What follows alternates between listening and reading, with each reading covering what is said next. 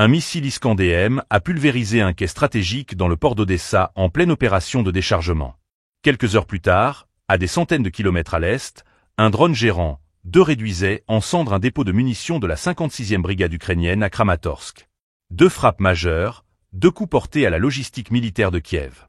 Pensez à vous abonner et à partager ce reportage pour suivre, en temps réel, l'évolution des fronts et des stratégies.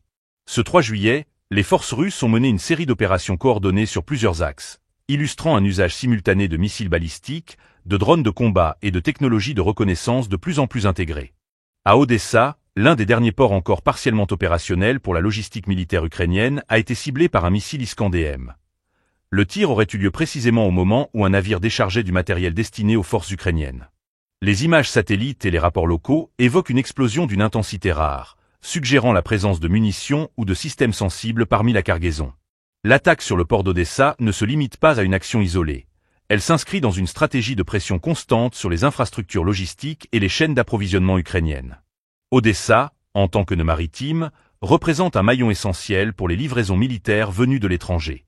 En le frappant, Moscou cherche à interrompre durablement cette ligne vitale.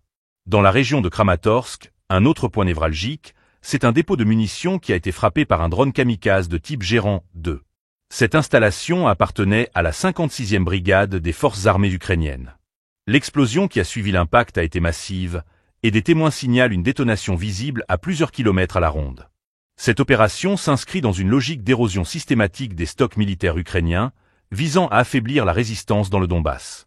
Au sud, dans la région de Zaporijia, un drone FPV et une unité Molniya 2 ont conjointement mené une attaque ciblée contre un point de contrôle aérien utilisé par les forces ukrainiennes pour guider leurs propres drones de reconnaissance et d'attaque.